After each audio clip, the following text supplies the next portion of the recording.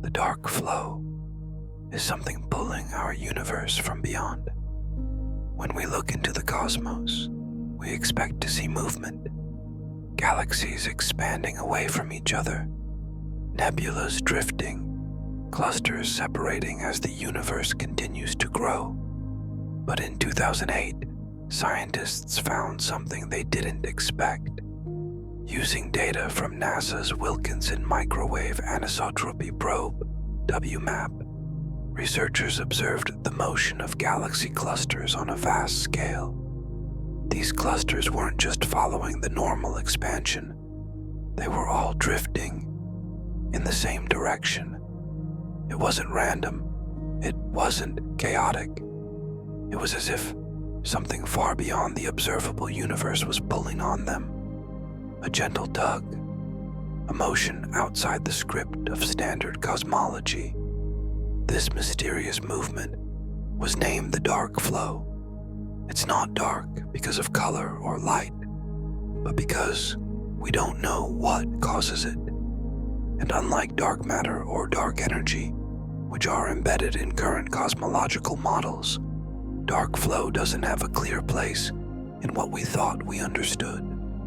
The clusters appeared to be moving toward a specific patch of sky, near the constellations Centaurus and Vela, at speeds of up to 600 million kilometers per hour. But what could cause such motion? Some theorists proposed a structure outside our visible universe, perhaps a massive collection of matter that we simply can't see beyond the cosmic horizon. Others have suggested it might be a sign of another universe entirely, one brushing against ours, or maybe a leftover ripple from events before the Big Bang. Still, the data remains controversial. Later missions like Planck didn't confirm the flow with the same clarity. Some argue it was an artifact of analysis. Others say it's still there, just harder to measure now.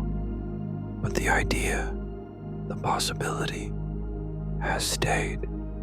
Because if true, dark flow means we are being influenced by something we can never see, something outside the map, beyond the edge.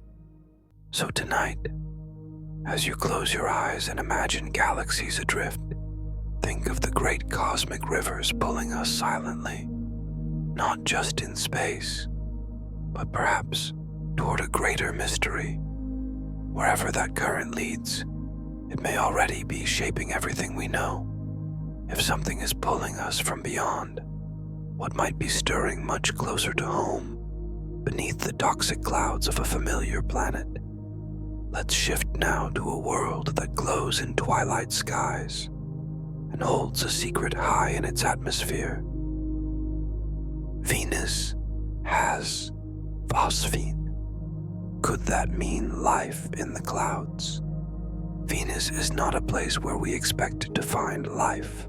Its surface is a furnace, hotter than Mercury, despite being farther from the sun. The air is thick with carbon dioxide.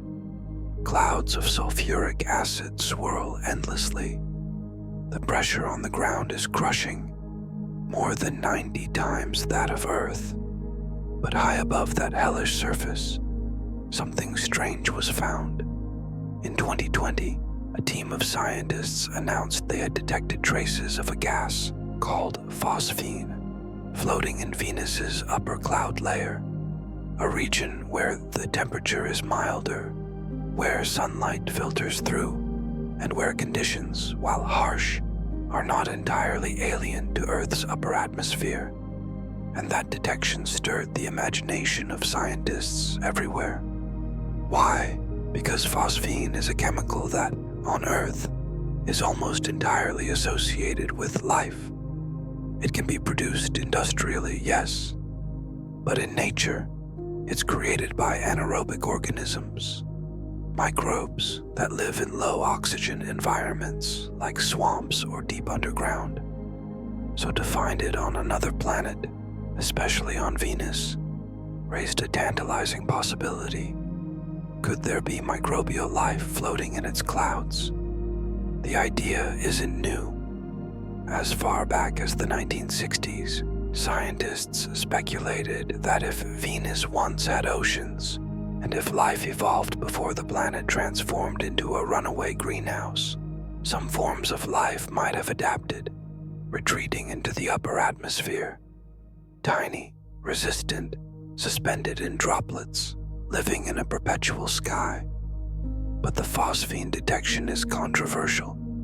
Other scientists questioned the data. The signal could have been confused with sulfur dioxide. Reanalyses have produced conflicting results. Some confirm it, others do not. And even if the detection holds, phosphine can, in theory, be produced abiotically by geological or chemical processes we don't fully understand yet.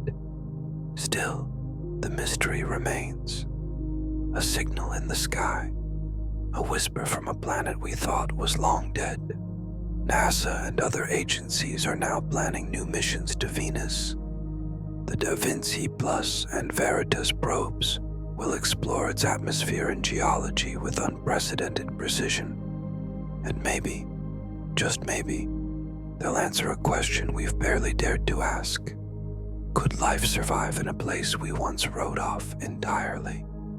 From the golden light of Venus to the deepest reaches of the radio sky, we now follow a shape, not a planet, not a star, but a whispering X in the void, a celestial mark unlike anything else. The radio galaxy that looks like a ghostly X. Most galaxies look like graceful spirals or glowing ellipses, great wheels of stars drifting in space. But sometimes, through radio telescopes, we see something stranger. In the constellation of Cetus, nearly 800 million light-years away, lies a galaxy known not for how it shines, but for how it stretches. Its name is 3C223.1, a radio galaxy with lobes so large they don't even appear in visible light. But when astronomers mapped its radio emissions, they saw something unexpected. A perfect X. Two great arms of radio jets shoot out horizontally, but another, fainter pair, almost perpendicular, extends in a different direction. Together they form a cross in the sky, faint, symmetrical, and haunting. But what causes this? Radio galaxies are powered by supermassive black holes at their centers, giants millions or even billions of times the mass of our sun. As matter spirals into them, intense energy is released, often shooting out as jets of charged particles, traveling near the speed of light. In most cases, these jets are aligned in one direction, forming twin lobes. But in 3C223.1 and a few others like it, we see two sets of lobes, oriented at very different angles. The leading theory: the central black hole changed its axis. Astronomers think this galaxy may have gone through a cosmic merger. Perhaps another black hole spiraled in after a collision with another galaxy, twisting the spin of the central engine. The old jets faded, and new ones erupted in a new direction, leaving behind a glowing memory of that shift. The result is not chaos, but something eerily balanced. A fossil of motion, a signature of transformation. Others suggest that the X shape might come from backflowing material, as plasma bends and spreads through magnetic fields, or from ancient structures in the galaxy's environment that shaped the jets over time. Whatever the case, these radio galaxies are not just curiosities. They're cosmic signatures of violence and time, and their eerie symmetry speaks to something deep, that even in the most powerful upheavals, space leaves behind beauty. So now, as you drift into rest, imagine a galaxy painting a silent X across the stars. not to mark a treasure, but to remind us that even black holes leave behind their brushstrokes. That ghostly X in the sky marks a memory of motion, a change in direction. But what happens when the forces behind those jets don't just shift, but meet? What happens when two black holes collide? Black holes are often imagined as solitary beasts, devouring stars, bending time, lurking in darkness. But space is rarely still, and when galaxies drift together, their black holes do too. Slowly, relentlessly, and sometimes they collide. For decades, this was theory, a distant event too quiet, too slow to be heard.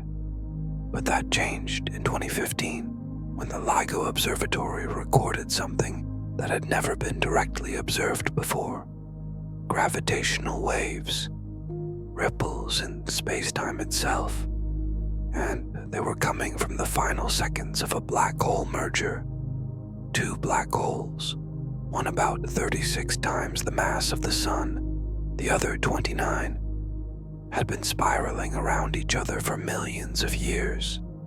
With every orbit, they shed energy, drawing closer and closer, until at last, they merged. In a fraction of a second, they formed a new black hole, heavier than either, but not as massive as the sum, because some of their mass, about 3 suns worth, had been turned into energy. Not light, not heat, but a tremor through the universe, a wave of gravity itself, moving outward at the speed of light. The detectors on Earth stretched and squeezed, not by much, less than a fraction of a proton's width, but enough to be measured.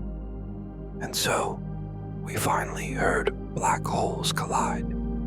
It wasn't a crash, not like planets or stars. There was no explosion, no burst of light, just gravity, singing. Since then, dozens more mergers have been recorded, some from black holes over 80 solar masses, some involving neutron stars, some still unexplained. Together, they have opened a new branch of astronomy, gravitational wave astronomy, a way of listening to the cosmos. And yet, many questions remain.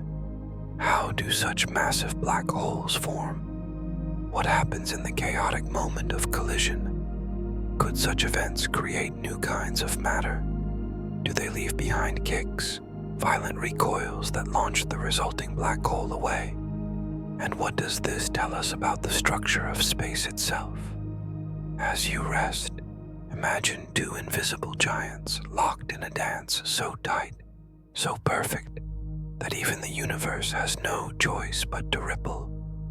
It is silent, it is final, and it is beautiful. From the shuddering echoes of colliding giants, let's shift our gaze to a quieter promise, a star not too far from us, dim but steady, where something extraordinary orbits in silence. The TRAPPIST-1 system, 7 Earth-sized worlds in one place. In 2017, the astronomical community paused. A discovery was announced that seemed like science fiction. A single star orbited by 7 rocky planets, all roughly the size of Earth. This star is called TRAPPIST-1.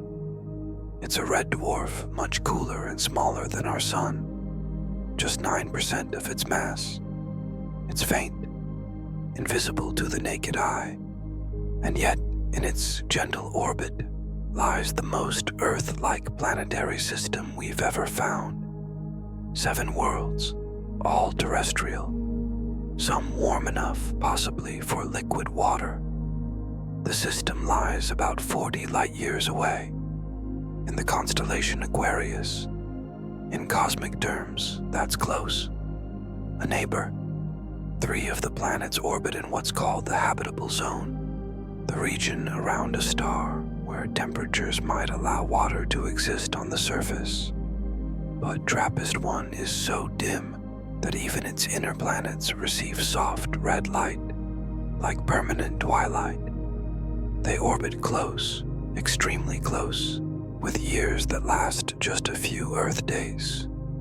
But because the star is so small, that tight proximity doesn't bake them. Instead, it creates a compact, clockwork system, so balanced that some planets gravitationally tug on each other, creating measurable wobbles, a kind of cosmic resonance.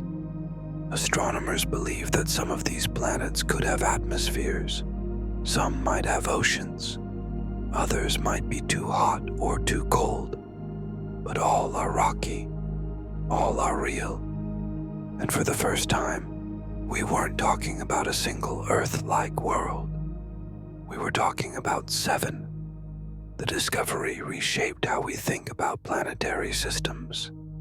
Around small stars, there might be countless Earth-sized worlds, huddled close, orbiting slowly burning suns. And TRAPPIST-1 is just the beginning.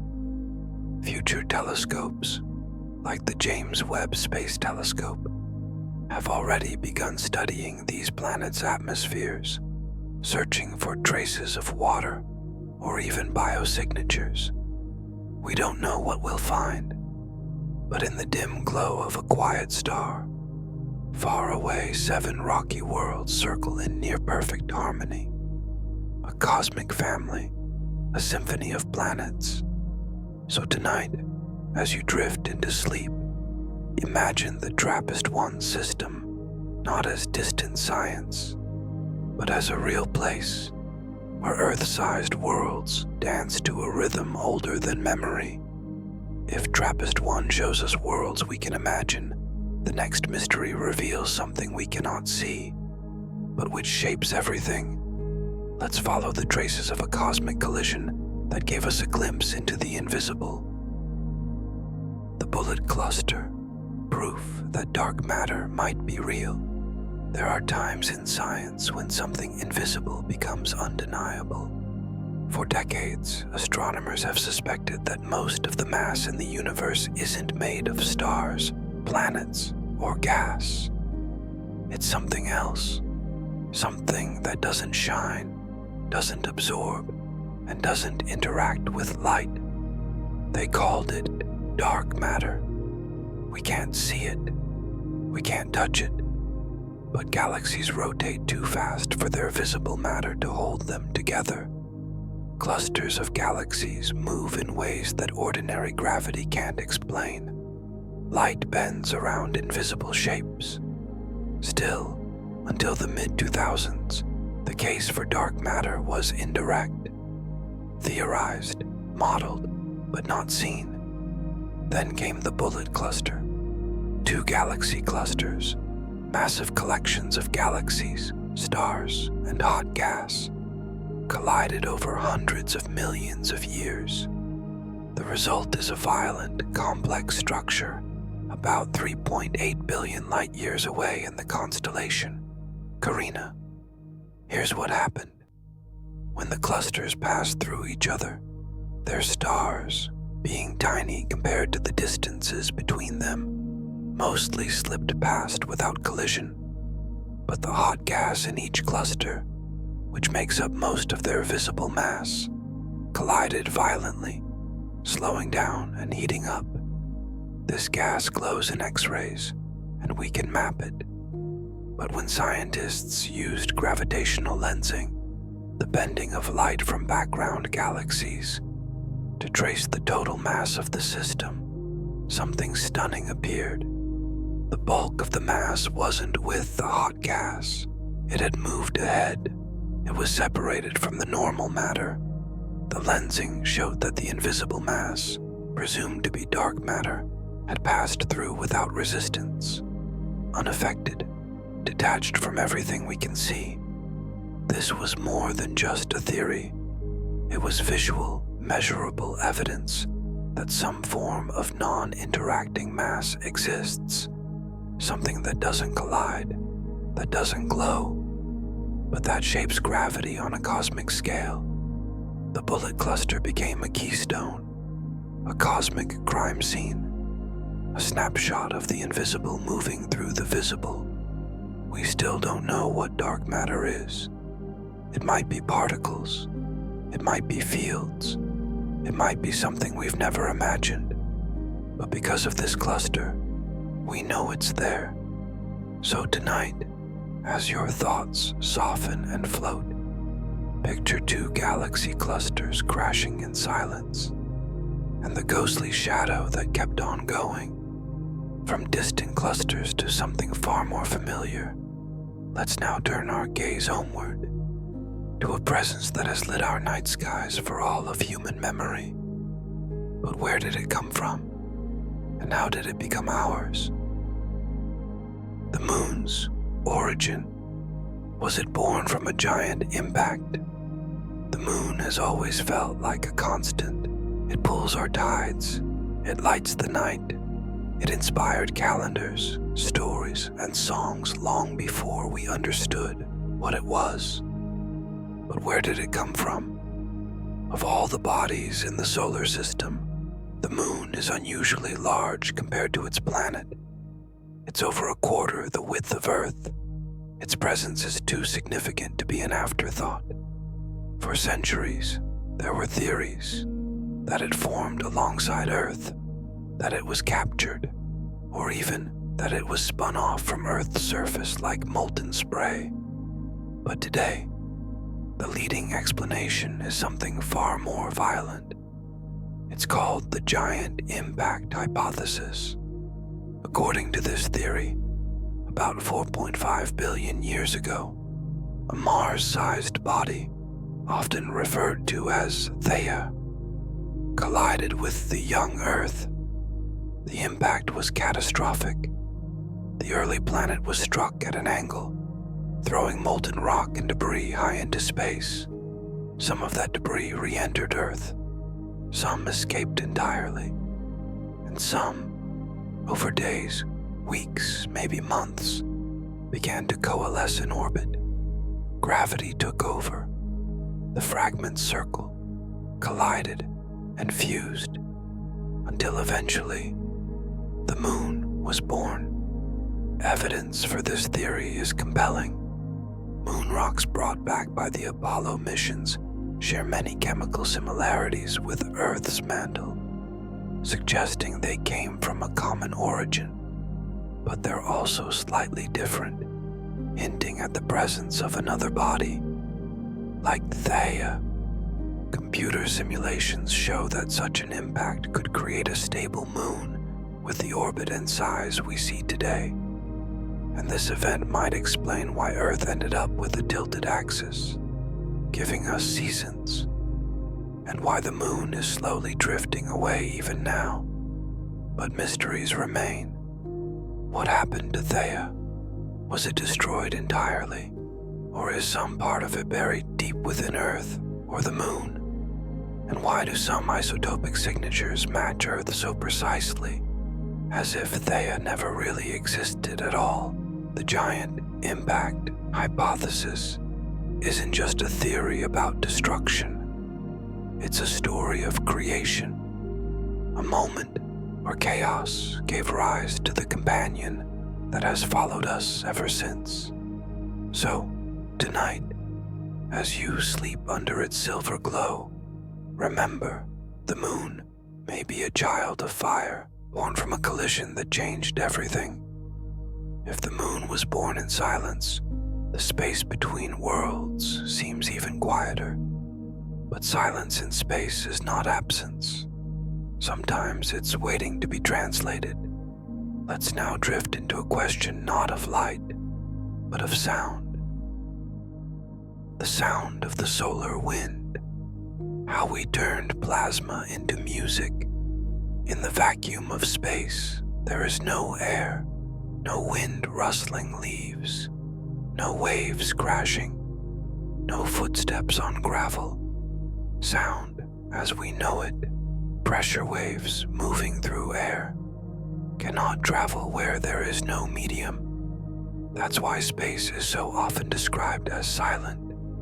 But that silence is deceptive, because space is full of plasma, a state of matter where gas becomes charged, creating vast flows of energetic particles. And the sun is constantly pouring this plasma out into the solar system. We call it the solar wind. It's not wind in the earthly sense. There's no breeze you could feel. But this stream of particles, electrons and protons, moves fast. It shapes the magnetic fields of planets, creates auroras near Earth's poles, and even defines the very edge of our solar system in a bubble called the heliosphere. And though you can't hear it with your ears, you can convert its data into sound using spacecraft like Parker Solar Probe, Voyager, and Cluster. Scientists collect measurements of plasma density, magnetic activity, and particle motion. These numbers, frequencies, amplitudes, oscillations, can be translated into sound. It's called data sonification, and when applied to the solar wind, the result is eerie and beautiful. A low, wavering hum, sudden whooshes as bursts of particles stream past, crackles and warbles as magnetic fields twist and ripple. It sounds like a storm in slow motion. It sounds like the sun breathing. These aren't sounds in the traditional sense, but rather audible interpretations of physical forces. They let us listen to space not as a vacuum, but as a dynamic, shifting sea of energy. For scientists, sonification helps identify patterns, anomalies, and bursts of activity. For the rest of us, it offers something more emotional, a bridge between numbers and experience, a way to feel what's otherwise invisible. So now, as you settle deeper into stillness, imagine the solar wind streaming past you, soft, constant, and unseen. And in that current, imagine the quiet music of the sun, not glowing, but whispering across the darkness, in waves you cannot hear unless you choose to listen. If the sun sings through solar wind, imagine hearing not one voice in the sky, but three. Let's now explore a world that orbits beneath a trio of suns and ask, how could anything hold together under such a dance? A planet with 3 suns. How stable is that? We're used to the idea of one star, one system. A planet orbiting a sun, with perhaps moons or rings, seasons and tides. But the universe, as always, writes stranger scripts. In 2016, astronomers confirmed the discovery of a planet named HD 131399AB, orbiting within a triple star system, roughly 320 light-years away in the constellation Centaurus. It became known as the planet with 3 suns. Picture this. On this world, a gas giant, perhaps twice the size of Jupiter, the sky is never truly dark. One sun rises and falls. Another might hover on the horizon. A third could paint long shadows, even at what should be night. The stars orbit each other in a complex ballet. At the center are 2 stars tightly bound in a binary orbit. The third star, farther out, moves more slowly, and the planet itself orbits in a wide, sweeping path that encompasses all 3. How does that work? Very carefully. For a planet to survive in a multi-star system, its orbit must find a balance. Too close to one star, and it might be torn away by the others. Too far, and it risks being ejected from the system entirely. Early models questioned the stability of HD 131399AB's orbit.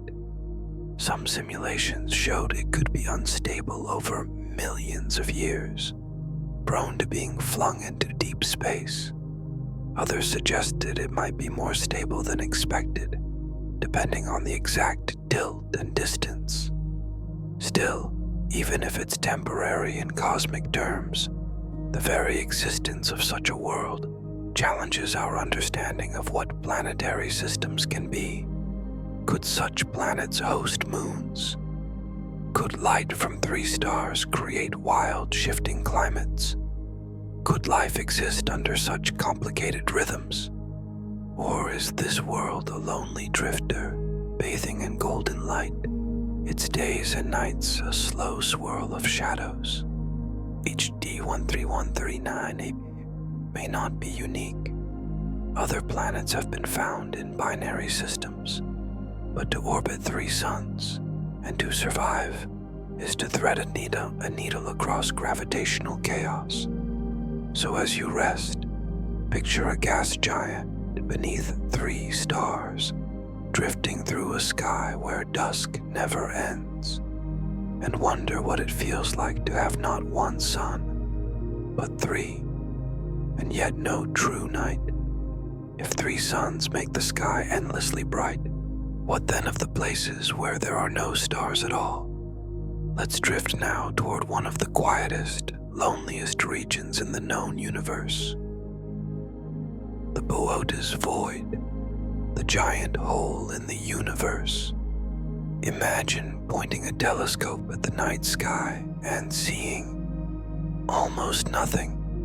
Not just a patch of darkness between stars, but a place where there are no stars, no galaxies, no glowing nebulae, not for hundreds of millions of light years. This is the Boötes Void, discovered in 1981 by astronomer Robert Kirshner and his team. This enormous region lies in the direction of the constellation Boötes. It's not just large, it's staggering. Roughly 330 million light-years across, the Boötes Void is one of the largest known structures, or rather non-structures, in the observable universe. To grasp its scale, if the Milky Way galaxy were the size of a grain of sand, the Boötes Void would be a cavern the size of a cathedral. Inside it, there are galaxies, but only a few. Where we'd normally expect thousands, there are barely a couple of dozen.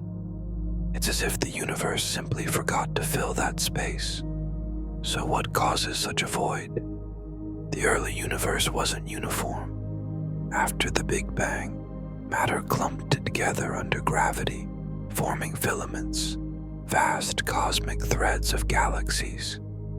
And between them, empty pockets. The Boötes Void is one such pocket, an area where density fluctuations left behind a region with little matter.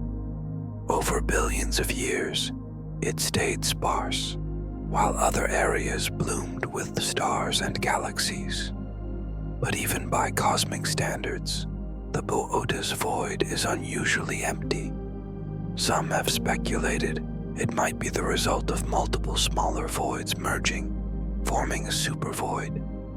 Others wondered whether it's a statistical outlier, just an especially extreme dip in density. A few fringe theories even invoked alien civilizations, using the void as a marker or a byproduct of advanced activity. But mainstream science remains grounded. The void is real, and its silence speaks to how structure formed in the cosmos. Looking at the Boötes Void is like peering into the breath of the universe. A pause, a stillness. Not every part of the cosmos is crowded. Some regions are vast, cold, and almost entirely dark. And in that darkness, we're reminded that emptiness too has meaning. So as your thoughts grow lighter, picture this, a hole in the sky so large that entire galaxies drift inside it like dust. A cosmic silence that holds without echo, across hundreds of millions of light years. From a vast void between galaxies, let's now return to a familiar world, one we visited many times in our imagination. But tonight, we're not focused on its red dust. We're waiting for sunset. Mars has blue sunsets. Here's why we know Mars by its color. The red planet, a world of rust-colored dust, ochre plains, and copper hills. Its surface, bathed in iron oxide, reflects sunlight in a warm, reddish hue. But on Mars, something unexpected happens when the day ends. The sky turns blue. It's the opposite of Earth. Here, our skies are blue during the day and red at sunset. But on Mars, it's reversed. As the sun dips below the horizon, the Martian sky deepens into a cool, twilight blue. Why? It all comes down to atmosphere and dust. Mars has a thin atmosphere, just 1% the pressure of Earth's, but it's filled with fine dust particles suspended in the air. These particles don't scatter light in the same way our nitrogen and oxygen-rich atmosphere does. On Earth, short blue wavelengths of sunlight get scattered in all directions by our dense air. That's why our sky is blue. At sunset, when the sun is low, its light has to travel through more atmosphere, and the blue gets scattered away, leaving us with rich reds and oranges. On Mars, things work differently. The fine Martian dust scatters red light away from the line of sight, but it lets blue light pass through more directly. At sunset, this effect becomes strongest. The result: a small concentrated blue glow near the setting sun, surrounded by an amber sky. It's not a broad, bright blue like Earth's daytime sky. It's subtle, soft, almost ghostly. Rovers like Spirit, Opportunity, Curiosity, and Perseverance have all captured these moments. Blue sunsets over alien terrain. The images feel surreal, not because they're unfamiliar, but because they almost seem familiar, just inverted. It's a reminder that even basic phenomena like color and light are shaped entirely by environment. And perhaps more beautifully, it's a sign that other skies, on other worlds, will surprise us. They won't look like ours, but they'll be no less poetic. So tonight, as you ease into sleep, imagine sitting on a Martian hill, wrapped against the cold and watching the sky fade from gold to sapphire as the last light of day retreats into a blue that belongs only to Mars. We've traveled across galaxies, through voids and sunsets on other worlds, but what if the strangest, most spacious place of all is inside you? The space between atoms. Most of you is empty. You're made of matter. Atoms, countless trillions of them, arranged in patterns to build your bones, your blood, your breath. It feels solid, real. Your hand, resting gently, seems like something definite, but that feeling is an illusion, because most of you is empty space. Let's look closer. An atom is made of a nucleus, protons and neutrons, surrounded by a cloud of electrons. The nucleus sits at the center, incredibly dense, while electrons orbit at relatively vast distances. If an atom were the size of a cathedral, the nucleus would be a grain of rice at its center, and the electrons would orbit near the outer walls. Everything in between, empty. The space between the nucleus and the electrons makes up 99% of the atom's volume. And this isn't just about atoms being small, it's about scale. That space isn't filled with air or particles. It's truly, profoundly nothing. So how do we feel solid? Why don't our hands pass through each other? The answer lies in electromagnetic forces. When you touch something, the electrons in your atoms repel the electrons in what you're touching. You're not really touching in the classical sense. You're hovering near, feeling resistance from quantum forces. Matter resists collapse because of quantum mechanics, specifically the Pauli exclusion principle, which keeps electrons from occupying the same state. In a way, you're held together by rules, not by mass. Even the protons and neutrons inside the nucleus are made of quarks, and those two are surrounded by space and force fields. So if most of every atom is empty, and you are made of atoms, you are mostly empty space. And yet, here you are, breathing, thinking, resting, held together not by density, but by balance. It's strange, isn't it? To be both something and almost nothing at once. To be made of space and still feel full.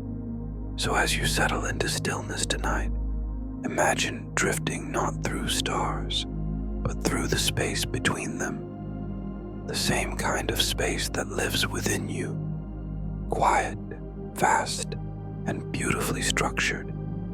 You are not just in the universe, you are built like it.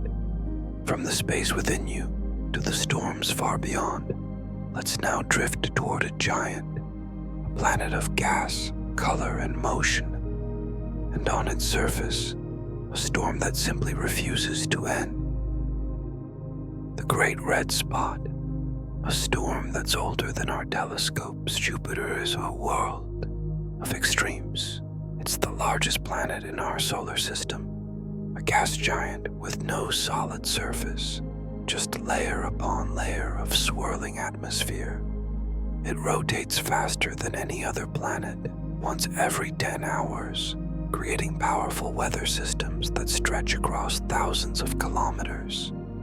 And within this chaos sits one of the most iconic features in planetary science, the Great Red Spot. It's a storm, a vast spinning oval, more than twice the width of Earth, raging in Jupiter's southern hemisphere. It's an anticyclone, meaning it rotates counter to the planet's overall spin, with winds reaching up to 430 kilometers per hour. We've seen hurricanes on Earth that last a week, maybe 2. But this one, it's been going for at least 350 years. The first telescopic observations of the Great Red Spot date back to the 1600s, and it was already massive then. Over time, it's changed, shrinking, fading in color, fluctuating in shape, but it hasn't stopped. It's a storm without rest. What fuels it? Jupiter's atmosphere is made of hydrogen, helium, and trace compounds like ammonia and methane. The planet has no ground to slow storms down, just endless fluid motion. Warmth from its interior helps drive convection, and Jupiter's fast rotation stretches storms into bands and ovals. The red spot sits between 2 powerful jet streams that help stabilize it, like a ball caught between conveyor belts moving in opposite directions. Still, it's shrinking. In the last century, it has diminished dramatically, from about 40,000 kilometers across to under 15,000. Some scientists wonder if it might disappear within our lifetime. Others believe it could persist in another form, smaller but still potent. And despite centuries of observation, we still don't know why it's red. Theories point to chemical reactions caused by ultraviolet sunlight or trace compounds dredged up from deeper layers. But the truth is, we don't fully understand it. A storm older than our technology, older than the United States, older than the modern world, still spinning, still defying time. So as you relax tonight, imagine floating above Jupiter's clouds, watching the red spot turn, vast, ancient, and tireless, a whispering vortex on a world of gas. From Jupiter's ceaseless storm, let's now move outward, past the known planets, beyond the cold breath of Neptune. There lies a frontier, not empty, but filled with ancient relics. The Kuiper Belt, our solar system's forgotten frontier. Most of us think of the solar system as ending with Neptune, but it doesn't. Beyond that ice giant, starting around 30 astronomical units from the Sun, begins a wide, cold expanse known as the Kuiper Belt, a massive ring of icy bodies, dwarf planets, and remnants from the solar system's early days. It's like the asteroid belt, but far larger and colder. The Kuiper Belt extends out to nearly 50 AU, about 7.5 billion kilometers, and is filled with billions of objects, frozen fragments of water, methane, and ammonia. These aren't planets or moons, but leftovers, building blocks that never coalesced. And one of those leftovers became famous, Pluto. When Pluto was discovered in 1930, it was considered the 9th planet. But over time, astronomers found more Pluto-like objects in similar orbits, some nearly the same size. It became clear that Pluto wasn't alone. It was part of a population. The Kuiper Belt is where Pluto lives, along with other dwarf planets like Eris, Haumea, and Makemake. These worlds are icy, distant, and mysterious, some with thin atmospheres, others with moons or spinning so fast they become egg-shaped. And then there are the cold classicals, objects that have remained untouched, on stable orbits since the birth of the solar system.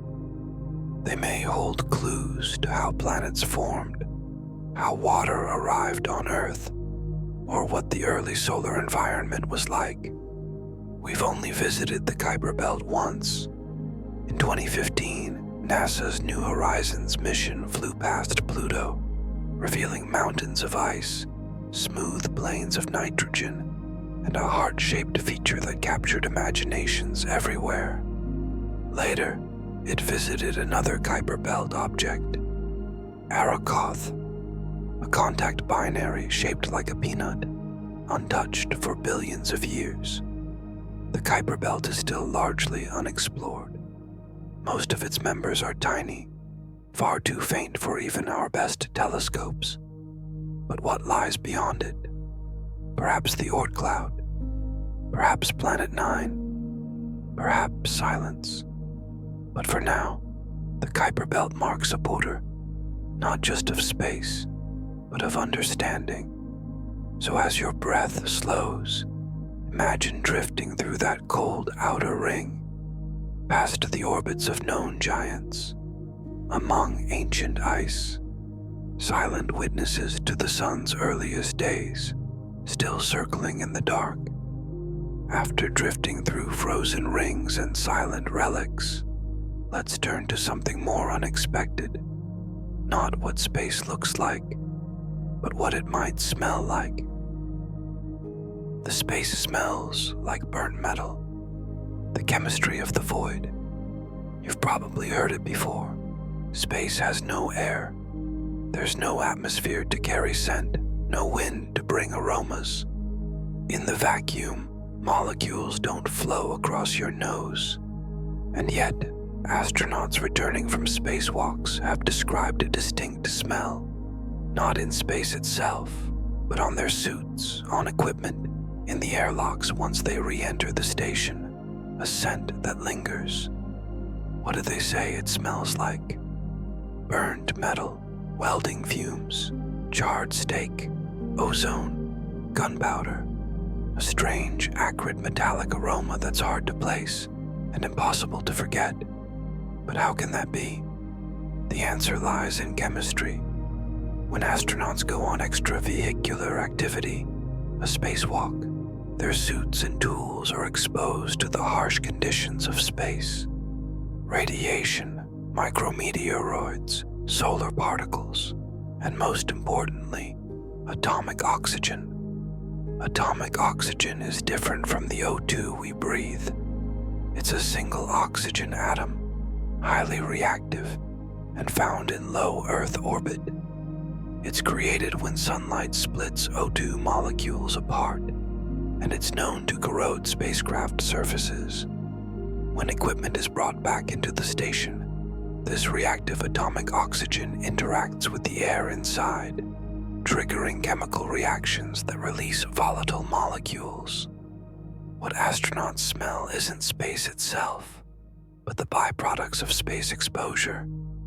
The surfaces of the suit or tools may have picked up traces of polycyclic aromatic hydrocarbons, PAHs, compounds formed by high-energy interactions, similar to what's created during combustion. These PAHs have strong, metallic, burnt-like odors. The same family of molecules gives grilled meat its smoky flavor and welding its signature scent. So, in a way, the smell of space is a footprint, an echo of chemical violence translated into a scent. NASA even worked with scent designers to recreate the aroma for training purposes, helping astronauts acclimate. It's a detail we rarely think about. We imagine space as visual, stars, planets, galaxies, but it also leaves a trace, one that lingers in the air, sharp and unforgettable. So as your senses soften, imagine floating back into the airlock, taking off your helmet, and catching a sudden breath of something unexpected.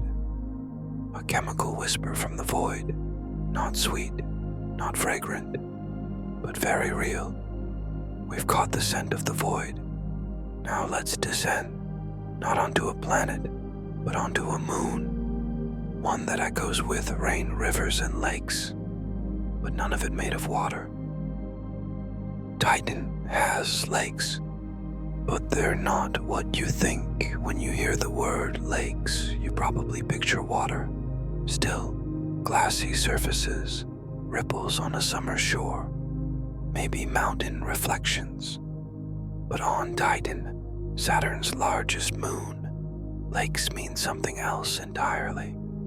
Titan is the only place in the solar system, besides Earth, known to have stable liquids on its surface. But they're not lakes of water. They're made of liquid methane and ethane, hydrocarbons that would be gases on Earth, but flow like water in Titan's frigid climate. Temperatures on Titan hover around 179 degrees Celsius.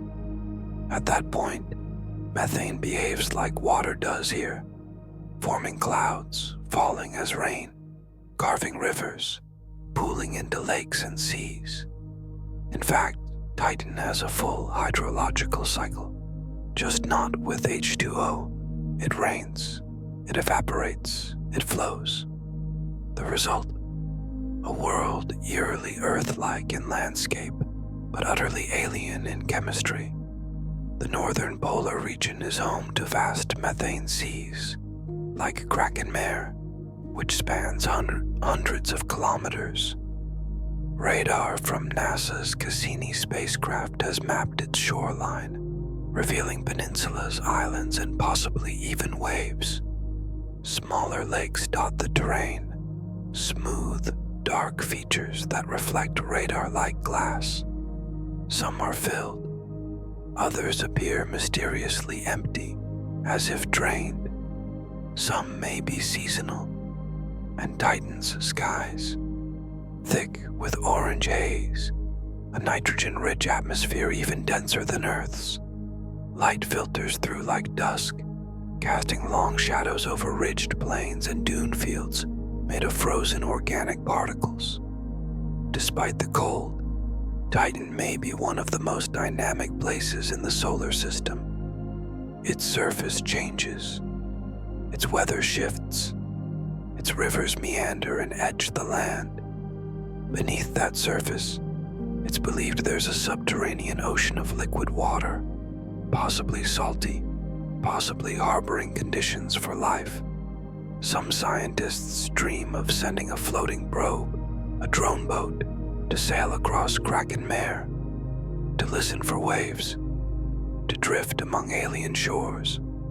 So as you rest, imagine walking along a shore where the water is cold methane, the air is thick, the horizon fades into orange fog, and the sky above Saturn glows faintly behind the clouds.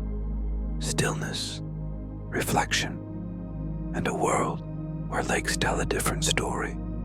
From the methane lakes of a distant moon, we now lift off into open space, propelled not by fire or fuel, but by something far gentler, something that touches your skin every day and can move a ship through the stars. Solar sails, sailing the light of the sun. In the age of wooden ships and canvas sails, the oceans were conquered by wind. Now, centuries later, we've discovered another kind of sail, one not pushed by air, but by sunlight. Light, though it seems weightless, carries momentum. Photons, tiny particles of light, exert pressure when they strike a surface.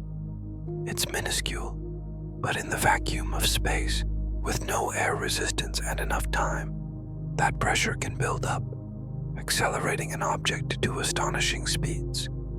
This is the principle behind solar sails. They are spacecraft with large, thin, reflective sails, sometimes the size of a tennis court or larger, designed to catch the sun's photons, not to burn, but to push. No fuel, no engines, just sunlight and time. The idea sounds like science fiction. In fact, it has been. Arthur C. Clarke wrote about it. Carl Sagan championed it. And today, solar sails are very real.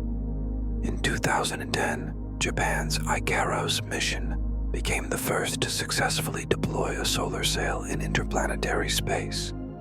It proved the concept worked, using sunlight alone to adjust course and orientation. Later, the light sail missions, led by the Planetary Society, continued testing. These missions showed how small, lightweight satellites could maneuver using only the sun. Solar sails aren't fast at first, but their acceleration is continuous. Unlike chemical rockets that burn out after minutes or hours, a solar sail keeps gaining speed day after day. Over time, it could surpass even the fastest spacecraft. Some future missions dream even bigger, using lasers from Earth or space to push sails toward distant stars. Concepts like breakthrough starshot imagine sending gram-scale probes to Proxima Centauri, reaching 20% the speed of light. There are challenges: deploying vast, delicate sails, navigating solar storms, pointing with precision across billions of kilometers. But the vision is simple, elegant.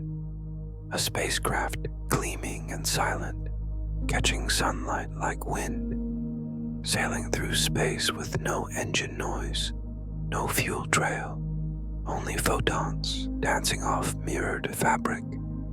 So as you breathe quietly tonight, imagine drifting on a solar sail. No sound, no resistance, just steady pressure from the sun nudging you gently toward the stars. As our solar sail glides silently onward, let's look back at the worlds we've passed, not at the planets themselves, but at the companions that circle them, because not all moons were born where they orbit. Rogue moons, captives of gravity. When we picture moons, we often imagine neat, natural companions, formed beside their planets, locked into orbits from the very beginning.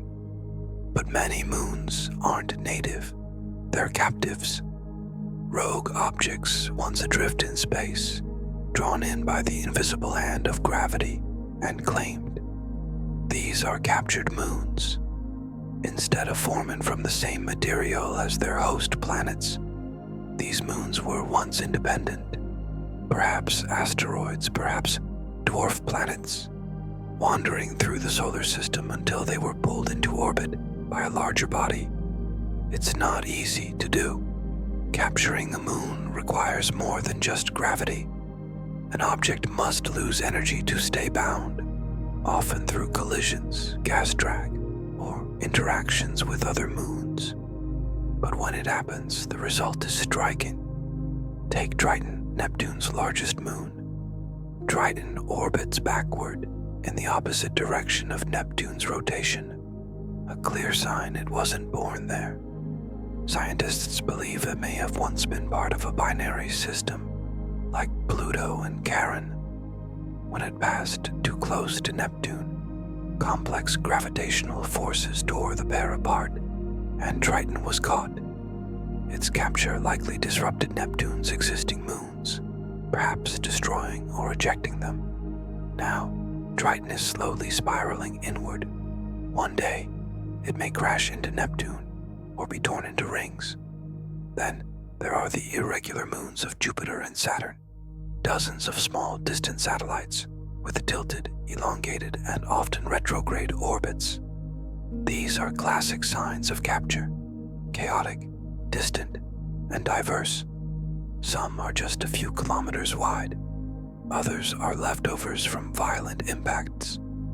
All are reminders of how messy early solar history was. Even our own moon, once thought to be captured, now appears to have formed from a giant impact. But the theory of capture still lingers in the story of other worlds. In fact, capture may still be happening. Mars's moons, Phobos and Deimos, are small and misshapen, possibly asteroids caught by Mars long ago. So, when you look up at the sky, remember, not all moons belong where they are. Some were stolen, some were lured, some were simply in the wrong place at the right time. And tonight as you rest, imagine drifting beside one, a moon that once wandered freely and now circles quietly, endlessly, under a foreign sky. After following a captive moon across foreign skies, we now turn our gaze to something larger, the life of stars themselves. Because in the universe, nothing is truly wasted.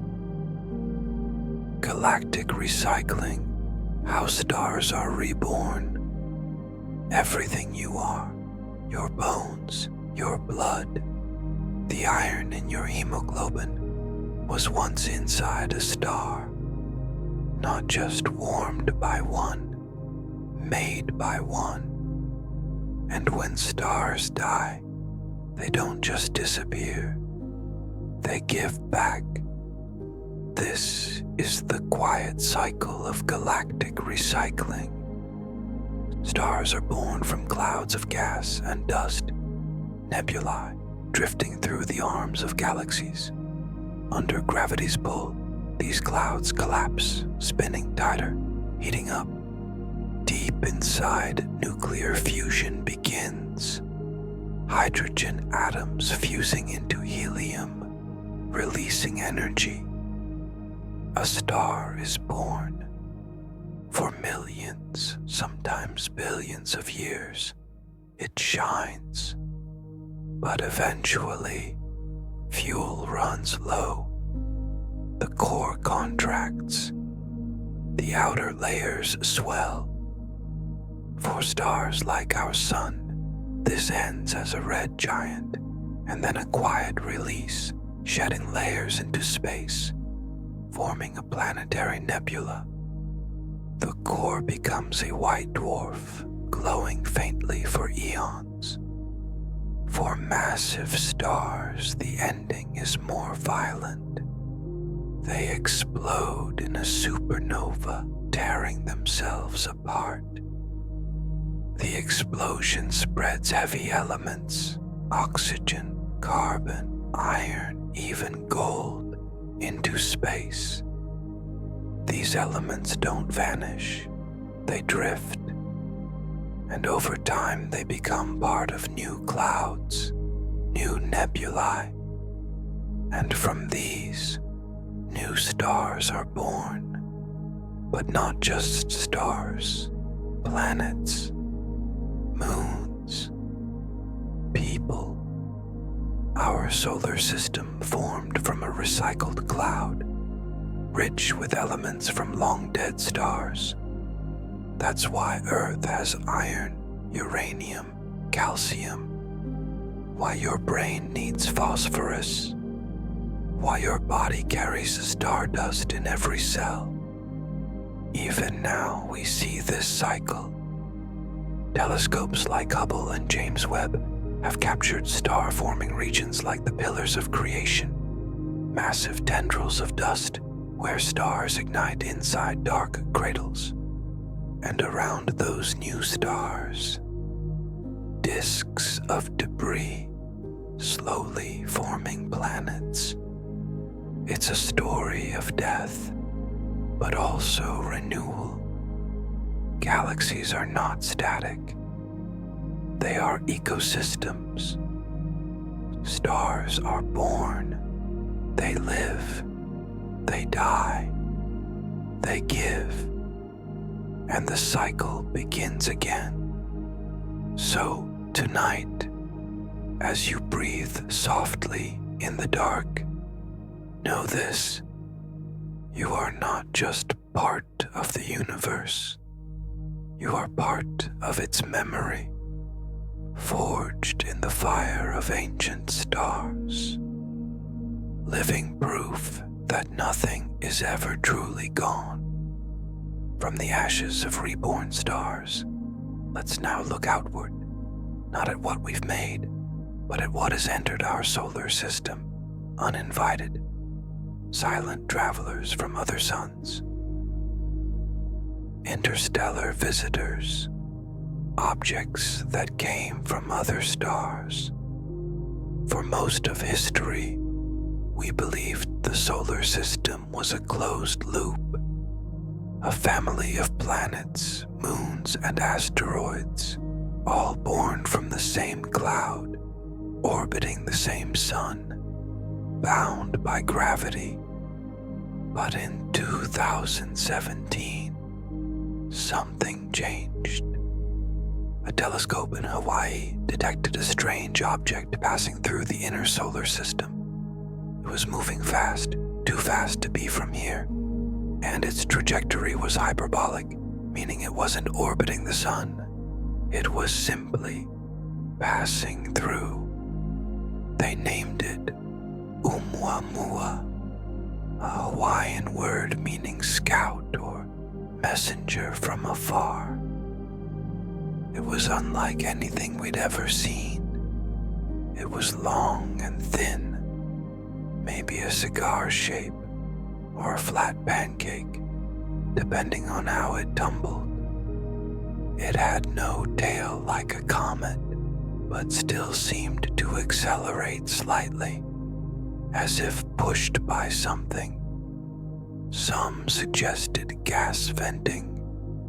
Others wondered about light pressure.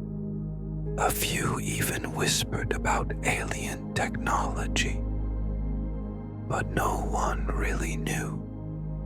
Oumuamua was the first confirmed interstellar object ever observed passing through our solar system.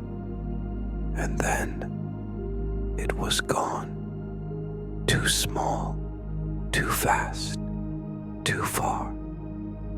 2 years later, in 2019, we spotted another, a comet named Borisov, visibly different, icy, active, with a glowing tail. But again, its orbit clearly showed it came from beyond our sun. Unlike Oumuamua, Borisov behaved like a normal comet, just one born around a different star. These events changed everything. They proved that objects from other star systems do wander and sometimes enter ours. The space between stars isn't empty. It's scattered with rogue comets, stray asteroids, and forgotten fragments, and they're hard to catch. These objects are small, fast, and come from unknown directions. We only spot them by chance, a flicker in a telescope, a light curve that doesn't belong. But with new observatories like the Vera Rubin telescope, we expect to see many more in the coming years. Each one is a message in a bottle, a relic from a different solar system, a sample of chemistry from stars we've never seen. So tonight imagine looking up and knowing that somewhere in that darkness, a visitor is drifting past, briefly, quietly, and then vanishing back into the stars. We've just watched a visitor pass us by from another sun. Now, let's turn toward the places where light seems to end, and yet sometimes explodes outward with unimaginable force. Black hole, jets, beams from the abyss. Black holes are often described as cosmic vacuum cleaners. Objects so dense, so compact, that nothing, not even light, can escape once it crosses the event horizon. But strangely, black holes are also some of the brightest objects in the universe. How can that be?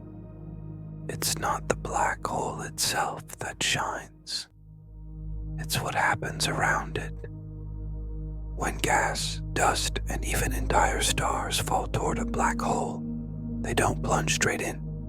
Instead, they spiral inward, forming an accretion disk, a whirling storm of matter heated to millions of degrees. Friction, magnetism, shear forces. The disk glows in X-rays and gamma rays, brighter than entire galaxies. But that's not the strangest part. From the regions just above the poles of some black holes, jets of matter are launched at nearly the speed of light. Focused, narrow beams, stretching thousands of light years across space.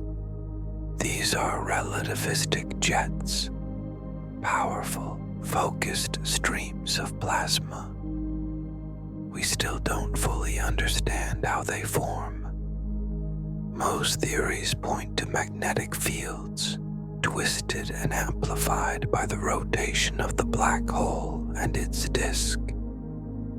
These fields funnel matter into beams, shooting it out with extreme energy. Some of the biggest jets come from supermassive black holes, the kind found at the center of galaxies. One famous example is in the galaxy M87, whose black hole was the first ever imaged directly. The jet from M87 is so large, it would stretch beyond our solar system thousands of times. But smaller black holes can create jets too, even ones just a few times the mass of our sun. In fact, we've seen them in binary star systems, where a black hole feeds off a companion star. The jets don't last forever. They flicker, pulse, collapse. But while they live, they shape galaxies. They heat gas, regulate star formation, and may even sculpt entire galactic structures. So when we think of black holes, we often imagine silence, darkness, an ending. But just outside their reach, there's light, movement, fury, and somehow, from the edge of nothing, comes a signal. So, as you drift deeper into calm, picture this: a black hole spinning, matter swirling around it, and from its poles, two perfect beams racing into the void at nearly the speed of light.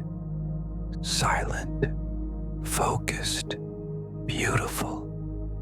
After the fury of black hole jets, let's now ask a quieter question, one that feels almost philosophical. How cold is space, really? And what does temperature mean when you leave everything behind? The temperature of the universe.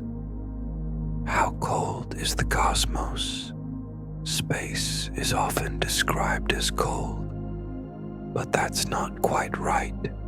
In truth, temperature in space is a complicated thing. Temperature in physics refers to the motion of particles. The faster they move, the hotter they are. In space, especially in the void between stars, there are very few particles at all.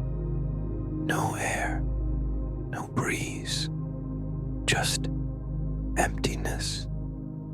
In that emptiness, there's nothing to bump into, nothing to transfer heat. So in most places, it's not just cold, it's almost absolute zero. The coldest possible temperature in the universe is negative 273.15 degrees Celsius, or 0 Kelvin, where atomic motion nearly stops. And the background temperature of the universe, the quiet afterglow of the Big Bang, is measured at just 2.7 Kelvin. This faint glow, called the cosmic microwave background, bathes all of space. It's not visible to our eyes, but it's everywhere. A soft radiation that tells us the universe was once hot and dense and is now cooling eternally. But here's the twist. Some parts of space aren't cold at all. The corona of the sun, its outer atmosphere, reaches temperatures of over 1,000,000 degrees Celsius. But it's so sparse it wouldn't feel hot to the touch. In fact, your skin would freeze in the shade of space, even if particles around you were incredibly hot. Because heat in space isn't about temperature alone, but how much matter is carrying that energy. And then there are cold traps, places like the permanently shadowed craters on the moon or Mercury. These can fall below minus 250 degrees Celsius, colder than deep space itself, shielded from sunlight for billions of years. The coldest known natural place in the universe, a region of the Boomerang Nebula, measured at just 1 Kelvin, colder than the cosmic background itself, due to expanding gas that chills as it spreads. So when we say space is cold, we mean it in many ways. Cold in motion, cold in silence, cold in the sheer absence of contact. And yet, through this frozen dark, stars are born, galaxies turn, life begins. So tonight, imagine floating in that emptiness, no air, no sound, only the whisper of ancient radiation and the soft hum of a universe still cooling, second by second. From the chilled fabric of the cosmos, we move inward again to a familiar red world, but this time not to its valleys or storms, but to two silent companions that follow it endlessly through the dark. The moons of Mars, Phobos and Deimos. Mars is a lonely planet, dry, rust-red, wind-swept, but it's not entirely alone. Two small moons orbit it, Phobos and Deimos. Their names, drawn from Greek mythology, mean fear and terror, and fittingly, they are among the strangest moons in the solar system. They are not round like our moon. They are not grand like Europa or Titan. They look more like asteroids, dark, lumpy, irregular. Phobos, the larger of the two, is only about 22 kilometers across, small enough to fit inside a city. Deimos is even smaller, around 12 kilometers. Both are potato-shaped, covered in dust and craters. Their surfaces are soft and porous. Their gravity is weak. You could leap off Phobos and never come back. They orbit close, especially Phobos, which races around Mars every 7.6 hours. So fast it rises in the west and sets in the east, twice a Martian day. But where did they come from? For decades, astronomers debated whether Phobos and Deimos were captured asteroids, relics from the early solar system, pulled in by Mars's gravity.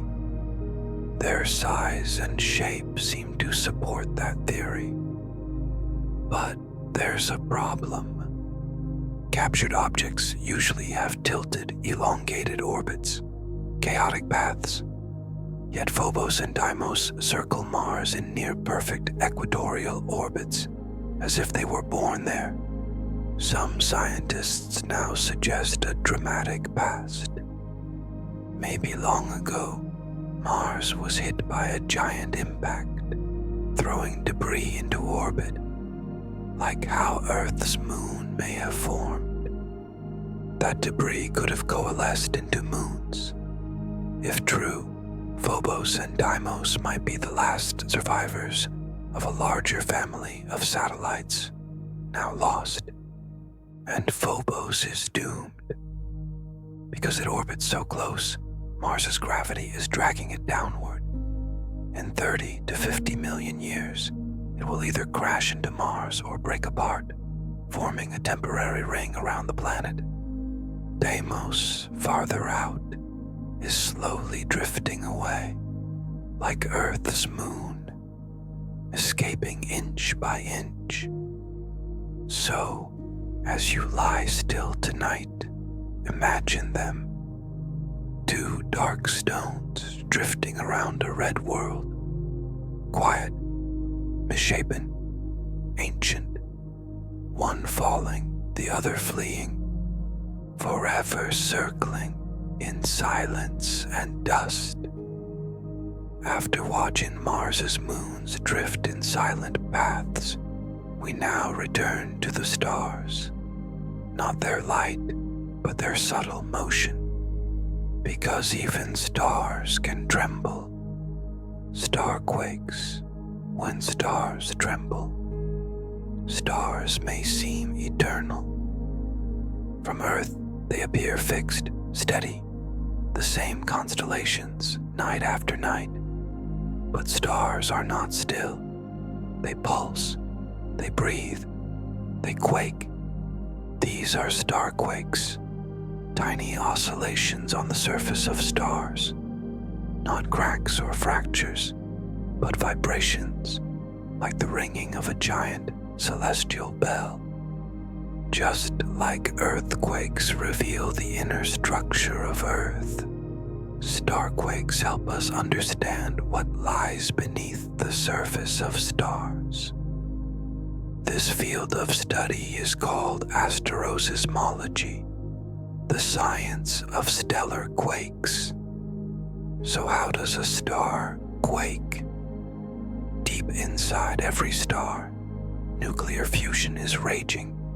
This produces heat, which rises, churns, and flows outward in convective currents.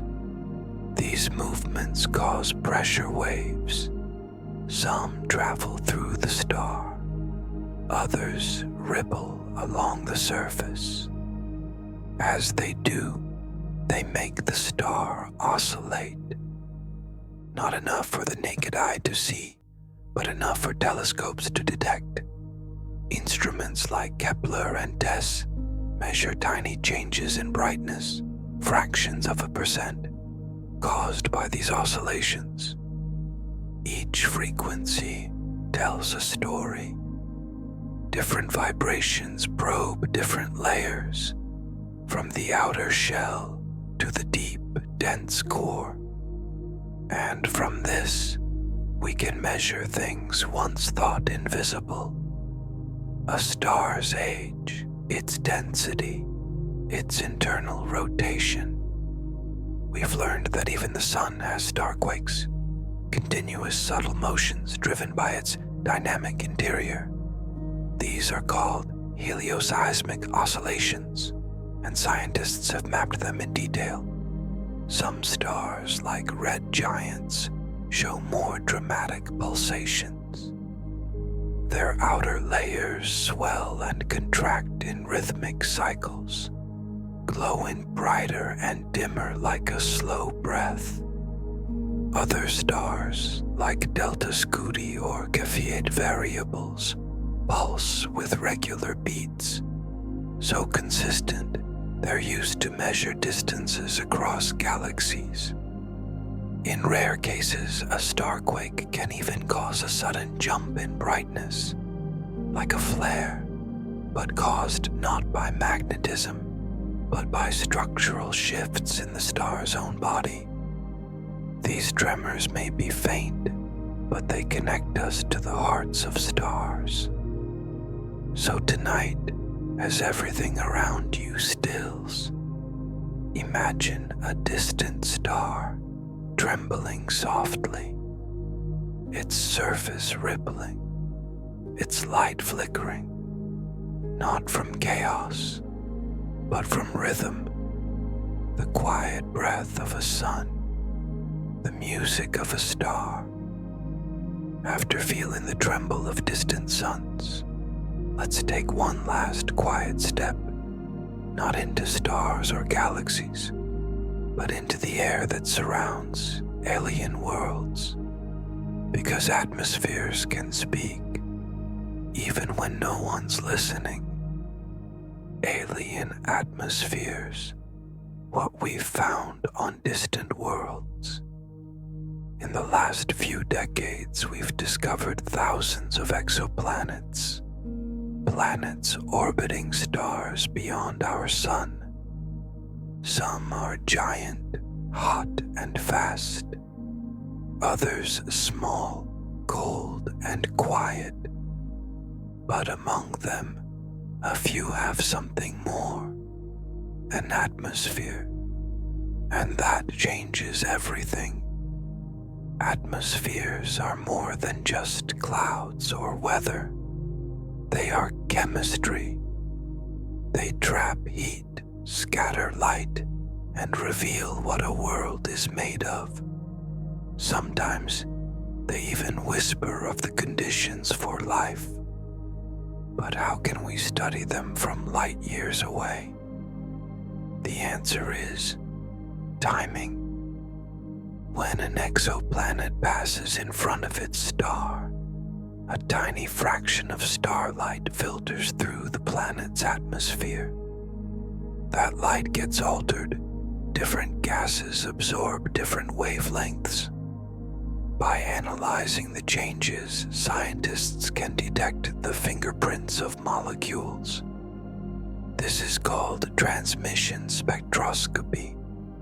It's how we've found water vapor, methane, carbon dioxide, sodium, even hydrogen, floating in alien skies. Some atmospheres are blistering. One planet, WASP-121b, has a stratosphere so hot it glows, with rain made of metal. Others are puffy and extended, like gas balloons drifting too close to their stars, slowly boiling away. And a few are complicated. In 2019, astronomers detected water vapor in the atmosphere of K2-18b, a super-Earth in the habitable zone. It's not Earth-like, not quite, but it's wet, cloudy, and possibly warm. We've even begun looking for biosignatures, gases like oxygen, ozone, or phosphine, that might suggest biological processes. With telescopes like James Webb, this search has accelerated. Already, it has analyzed the light from several exoplanet atmospheres, measuring carbon-based compounds, haze, thermal structure. Each spectrum is a message, a decoded slice of alien weather. And yet, we've only just begun. Out of all known exoplanets, only a small fraction have atmospheres we can observe. But that number grows year by year.